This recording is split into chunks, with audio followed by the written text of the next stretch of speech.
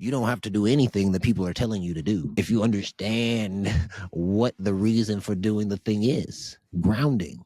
All the tools in the world are great, but if you don't know exactly what you need the tool for, they are useless. A hammer does nothing when you need to saw.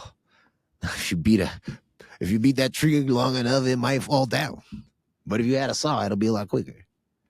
So the tool that allows you to use the proper tool, whenever you need to use the proper tool, is your grounding in knowing that you can notice, you can be aware, you can make mistakes, you're gonna be okay.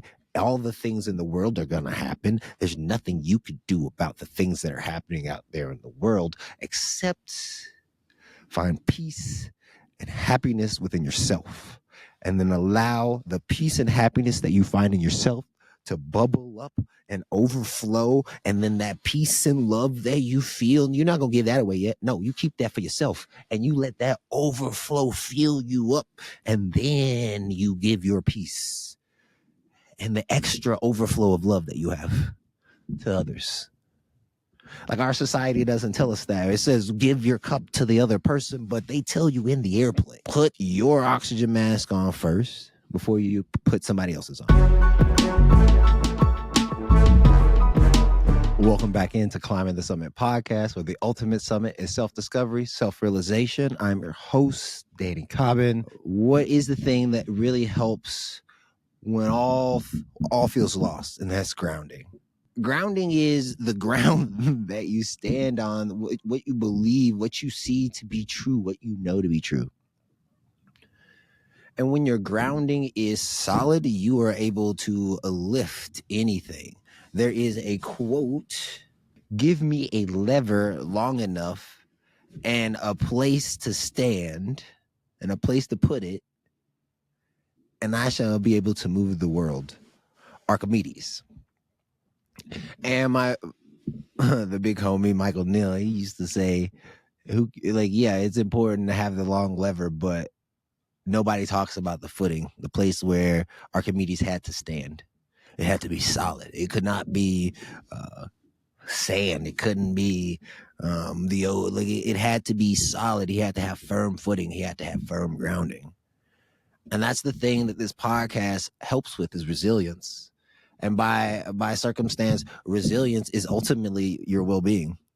Whenever you are resilient, whenever you are able to face life's challenges, the ups and the downs, and not just not smile because you're going through something, but recognize that this is a learning experience, that this isn't going to hold you down, that if it literally is going to kill you, or you're going to overcome it. Like, that is life each and every day. We don't think about it that way. But that's why grounding is important. So grounding, the place where you stand, the thing that you think about, the way that you see reality, it can change. The way you see reality changes it all the time. But how do we move through life and enjoy more of it? How do we enjoy more of life?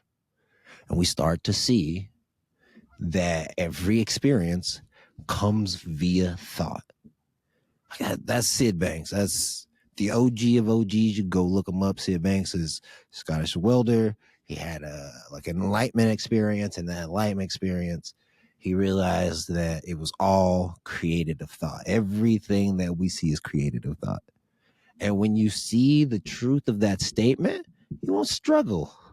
You will naturally, your subconscious, your being will naturally clean itself up in such a way that you start to see that true reflection of your higher self, that part of you that goes unchanged when you look in the mirror.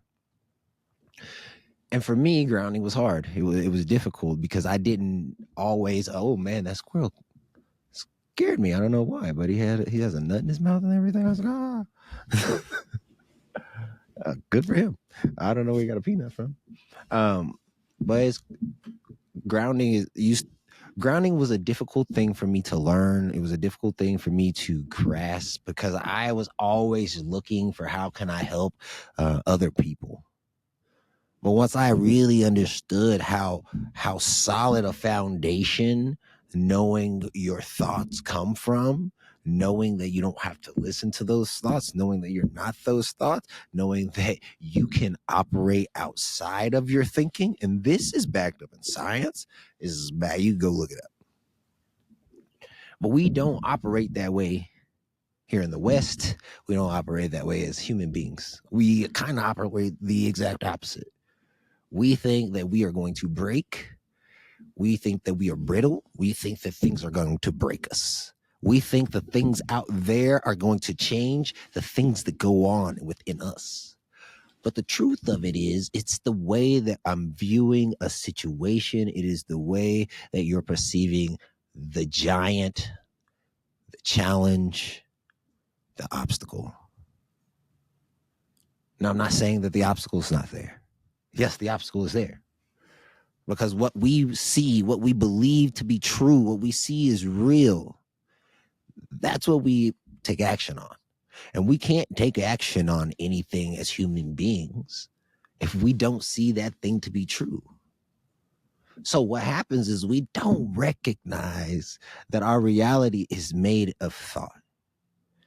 But once that grounding sets in and you start to see the way that you're seeing things is all based on the way you're seeing things, right? Life becomes more organic.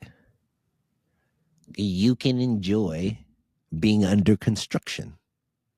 What do I mean? I've been going to the gym lately, getting better at the things. And it was really impressed upon me how much I enjoyed the pain of not being able to necessarily walk to the next exercise, being out of breath. But fundamentally, the things that go into lifting weights, right? Like whatever your job is, whatever the thing is that you enjoy doing, wherever it is that you want to spend your time and attention, there are certain things in that thing that you might not enjoy. You're like, man, that's just part of doing the job. But that's a perspective. That's a perspective. And it may or may not be taking you away from your joy.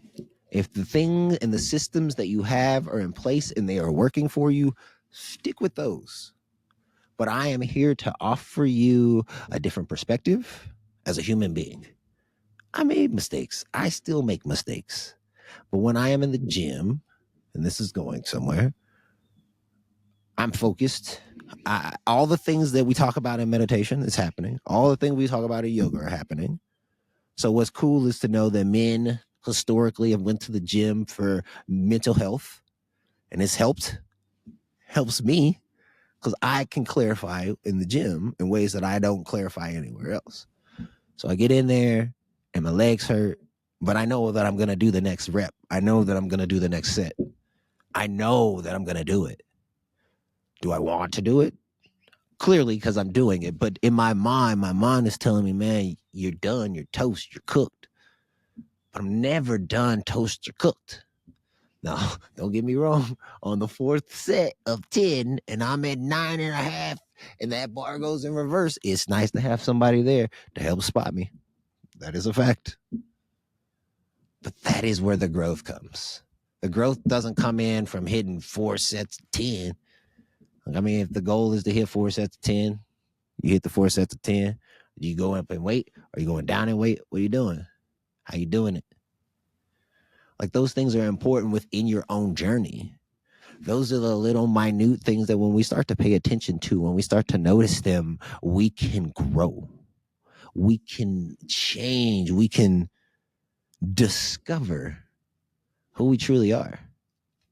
See, grounding is about the place that you stand on. Grounding is the mental standpoint you're taking towards life. And if it's skewed even just a little bit, you're going to struggle. You're going to have challenges.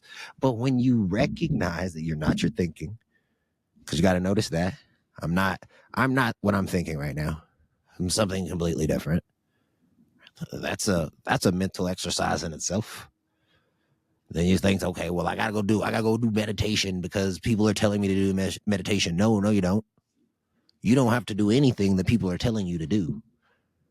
If you understand what the reason for doing the thing is, grounding. All the tools in the world are great, but if you don't know exactly what you need the tool for, they are useless. A hammer does nothing when you need to saw. If you beat that tree long enough, it might fall down. But if you had a saw, it'll be a lot quicker. So the tool that allows you to use the proper tool, whenever you need to use the proper tool, is your grounding in knowing that you can notice, you can be aware, you can make mistakes, you're gonna be okay.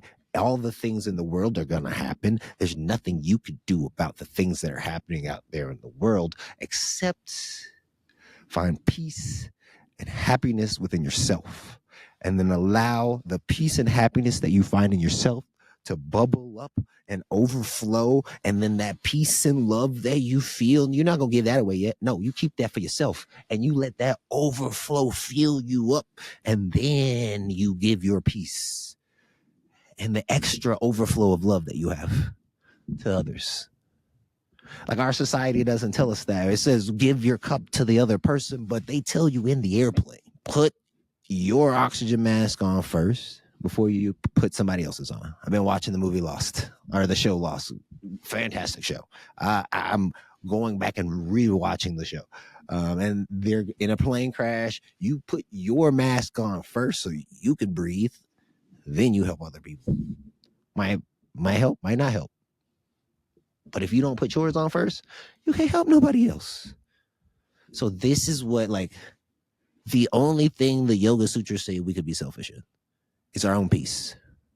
So if we're looking for our own peace, we're finding our own joy, we're inviting our own love and happiness, and all those things are found within. And whenever we're out in the world, we're just living expressions, external expressions, what's happening of our internal world. There's more joy, there's more peace available. Because you are your own joy. You are your peace. Knowing that you are human and that no matter what you do on your journey, you're going to make mistakes. You're going to get tripped up. It's part of the process.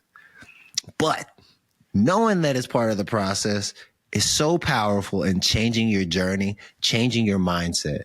And when you change the way you think, the things that you see change. And that's what coaching, mindset coaching, is all about. Doing more of the things you love, bringing more joy to the things you enjoy. And if that's something that interests you, contact me. Hit me up. Danny Cobbin at gmail.com. Just a recap. If you know where your experience of life is coming from via your thoughts, and you see that on a deeper and deeper level, it could be 10 years from now, you still recognizing that you could see something new. You could see something beautiful. You can see that next version, that next piece of who you are.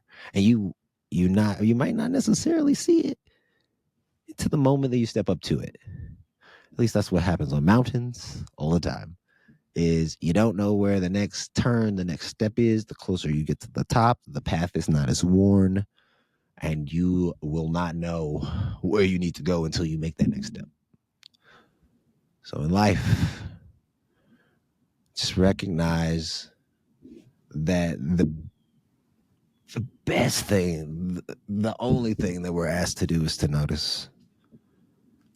That's it. And as you notice how you're seeing the situation. Once you start noticing how you see the situation, you'll start to see, is this how I want to feel via the situation? Is that the way I'm seeing it? Or is that the way I'm viewing it? And if it's that, then I can easily see something different, as opposed to changing a situation, because I can't do that. I can't change the situation. So I love you guys. Hope you keep climbing towards your personal summit. And we will see you next time.